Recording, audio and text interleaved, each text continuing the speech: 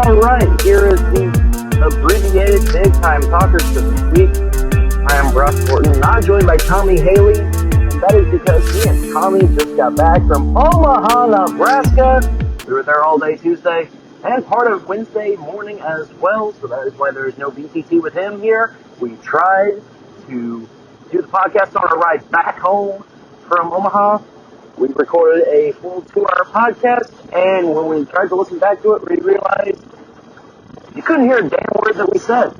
So that got scrapped, so this is an abbreviated version of Big Time Talkers. This is just me.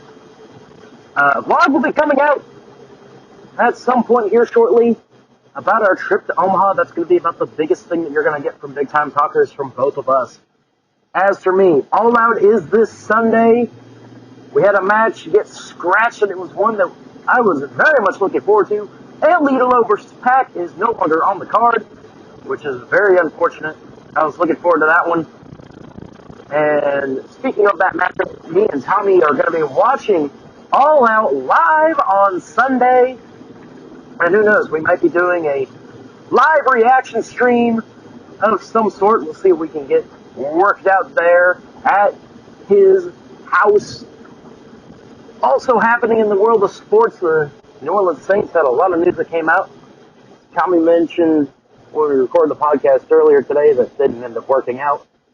His family is in New Orleans, and of course the hurricane hit New Orleans. Hurricane Ida displaced them. They ended up going east to Destin. The New Orleans Saints got shoved out, and they are currently practicing at TCU in Dallas right now. They finally named their starting quarterback. It's Jameis Winston. That's a big news right there for the Saints, and pretty good reason why me and Tommy still believe that they have a shot to make the playoffs. Not win the division, but make the playoffs. And also because of this hurricane hitting the city of New Orleans and all of Louisiana as a general, the New Orleans Saints were supposed to have a home game. That's no longer happening in New Orleans. They were looking around. They were thinking possibly Dallas or Houston, but they finally got a city and a stadium to play in. They'll be in Jacksonville, Florida on Sunday, next Sunday, where they'll be taking on the Green Bay Packers. Like I said, lots of people were affected by Hurricane Ida, and no more so are affected by it here in Missouri than Tommy, because his family is down there, and they had to evacuate quickly. Like I said, they were able to get to Destin. They're all safe, so our thoughts and prayers are indeed with those affected by this hurricane right now in Louisiana, in New Orleans. Tommy said none of them have power or water or anything. It's just, he said it's a lower level version of Katrina, which is good to hear. That it's better to hear. Shouldn't say it's good to hear, but it's nice to hear that it's not that effective of a level. But it's still very upsetting how much of a level of destruction was happening there in that city. Also in the NFL quarterback related, the Patriots released Cam Newton, and that means that they're going to be going with Mac Jones, and boy, they were showing highlights on ESPN this morning. I'm recording this on Wednesday night right now, showing highlights of him on the sideline with Cam Newton, and Mac Jones looks like an NFL quarterback, folks, which pains me to say, because as a Chiefs fan, I do not like Mac Jones one single bit. But he looks like an NFL quarterback. He looks like he is the face of an NFL elite quarterback, which is not good, especially because that possibly means that the evil empire is going to be back, which is the last thing that the rest of us wanted. However, for them to be coming back, they got to get through Miami and Buffalo. So that is a bright spot for all of us. Back to wrestling news. NXT is going through a rebrand, and I like the logo. Tommy does not like the logo. It's announced now, and also was announced that Vince McMahon and Bruce Pritchard will be more involved with the product and NXT now. Tommy texted me as soon as he saw that news and said it's been a nice run for NXT. It sure the hell has, because that is very unfortunate to see, and it's a shame that that's what's about to happen in NXT. It's been a great run for them, from becoming the game show that they were at the beginning of 2010 to the rise in 2012 when they had Seth Rollins as their first ever heavyweight champion, to the golden era as many people like to call it, about late 2014 until about 2016, 2017. And now what they have, then the resurgence in late 2017 to about 2019, about mid-2019. You know, it's kind of sad what's happening to them. They, of course, got gutted. Me and Tommy went over that, and it's just not looking good for NXT right now at all, which is a shame because they got some guys there that are really good and deserve way better than what they're going to be getting here in a little bit. Speaking of guys that are doing better than many people thought they should, Salvador Perez is a goddamn machine. He had 5 straight days of hitting home runs, including 2 games where he hit back-to-back home runs, not just any home runs, grand slams to give them the lead and to win the game. So Salvador Perez is playing above and beyond what we all thought he'd be doing. He is truly showing why he got the major contract that the Royals gave him. It's just unfortunate that the Royals can't get a win anymore now, as they have now dropped 2 straight to the Cleveland Indians. And it's still not looking good. Me and Tommy did go up to Omaha to go watch the Omaha Storm Chasers, however. Parla Vlog will be up there. Bobby Witt Jr., Nick Prado, Ryan McBroom. Help is on the way, boys. Help is on the way. And it's looking, the future for the Kansas City Royals is looking really bright here in about the next 2 to 3 years. I am excited for it. Obviously, I think Carlos Santana is not going to be part of that future, because at first base, you're going to have Nick Prado, and he rakes the ball. Bobby Witt Jr. rakes the ball. Mondesi got called back up to the main roster, and he did pretty dang well tonight. However, it's always a question of how healthy can he be? How truly healthy, and how much can you rely on Alberto Mondesi? That's the unfortunate thing with him, is that you just don't know. But even more so now with Bobby Witt Jr. being on the AAA roster, the majority of the fan base is wanting him up on the main roster right now, and he's playing like it. He hit a 466-foot bomb today in AAA Omaha, where they beat the Toledo Mudhens again.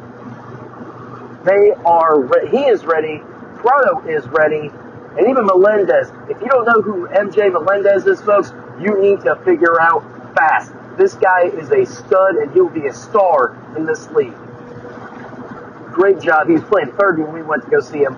He's a fantastic ball player, and he's going to be really something special for the Royals here in that coming up in the system. He can play third, and he can play catcher as well. He's really dang good. And he also mashes the ball. That's all that I have. Like I said, this is the abbreviated podcast. We haven't got a lot of stuff going on. We did a 2-hour show where we recapped our thoughts about All Out and the NCAA and our predictions for All Out and for our thoughts on the upcoming NFL season. And, who we're going to have division winners and who our the 2 worst teams in the league were going to be to get the top picks. Fortunately, all that's gone, which really sucks. Tommy did a nice deep dive on Bishop Sycamore, which, you know what, Tommy, I'm stealing your shtick here. The Bishop Sycamore news, Tommy did a better breakdown than I ever could, so I'm going to have him, I'm going to see if he will record it, perhaps, his deep dive in it, and then we'll upload it separately from, anything else that we do here on the podcast. Because it's just incredible. If you haven't heard the Bishop Sycamore news, my question is, are you living underneath a rock? Because this news has been everywhere. I won't do the justice that Tommy will, because he's read so many articles. He's gone down this rabbit hole so much. The basic gist of it is, they're charlatans. They're fraudsters. They played IMG Academy last week. And if you're not familiar with IMG Academy, they are the best of the best when it comes to high school football preparatory academies. Multiple players are going to be doing starting D1 players next year when they join the NCAA ranks out of high school. And they played against a team from Ohio named Bishop Sycamore. Now, I saw that. I'm like, well, okay, I don't know much about it. Granted, since I left high school football, and I've stopped playing it, I don't really know much about football anymore, or high school football anymore. So I was like, all right, whatever. Maybe there's some pretty good team in Ohio. They got their asses ran by IMG Academy. So now everyone's like, all right, well, maybe they were just, lying about how good they were or something. Well, they were lying all right. They lied about the age of their players and, just a lot about their players, as we later came to find out, and even them being a real school. What we found out was there is no Bishop Sycamore. There is no school at all for this. Like, they don't have a school. Also, most of these players are my age, or slightly younger. We're talking 19 to about my age, so I'm 22 years old. And they're playing high school ball against these kids and getting ran in the game. They're getting gassed. They're getting lit up. They're getting smoked. You name the adjective, that's what's happening to them. If it's a negative, no good things have been happening. They can barely score on high school kids, which is sad. Now, this isn't even the best part yet. The best part is their head coach has an active warrant out for his arrest. Out for his arrest.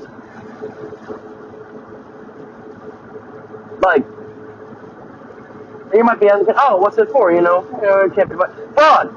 He wrote checks that bounced for this team to stay in hotels.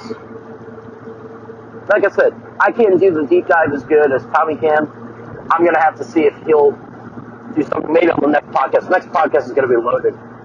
Next week is going to be huge. We got All Out. We got the start of the NFL season. The true start of week 1 of college football. Not week 0 where Tommy's Cornhuskers got beat.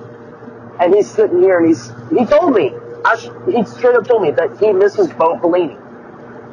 He straight up misses Bo Pelini right now. Which is so sad to hear. But yeah, recap that. We got the start of the NFL season, so we're going to break down the first week of games, do our picks for winners and losers, and everything else. Also, me and him are going to go see Shang-Chi, the new Marvel movie, Legend of the Ten Rings, on Tuesday. Don't know if we're going to review that or not, but we might. Who knows? I have no idea. Like I said, it's going to be a packed show. It's going to be a great show. I have high hopes for it. This is the abbreviated version of Big Time Talkers. I've been Brock Norton. Tommy still, as I said, couldn't be here. We tried to record the podcast earlier, and it just didn't work out. So, I mean, it sucks. It really does. It was a great show. Had a lot of fun. We were both super tired. I was glad that we got to be involved there in Omaha to celebrate my birthday. We went to the Omaha Zoo. We got a Storm Chasers game. And we spent the night in a cheap hotel that I was able to get. Pretty good for us. And there's a guy that was in front of us yelling at the cashier, or the front desk attendant, just yelling at him, getting ready to try to start a fight with this guy. It was hilarious. I wish I had recorded it for the blog. I unfortunately did it. I did get some of our game. So the not the high moments, but some of the moments that I could of the Storm Chasers game. And also, Tommy's, on the blog, you have to watch the blog. Tommy's reaction at the Omaha Zoo was just priceless. This will be the first time you'll see what we look like in person. Especially Tommy. I think I've shown my face on the channel before. But this man he's my best friend, and you'll see that he is one funny dude. Like, on the podcast, he's a funny dude. But yeah, we got a big week in this next podcast, because the only reason that we are watching All Out is because of CM Punk's in-ring return. We'll review it on the show. Hopefully it's good. But man, we got CM Punk in Chicago making his in-ring return to wrestling, which can only make me say one thing. Bro, wrestling rules.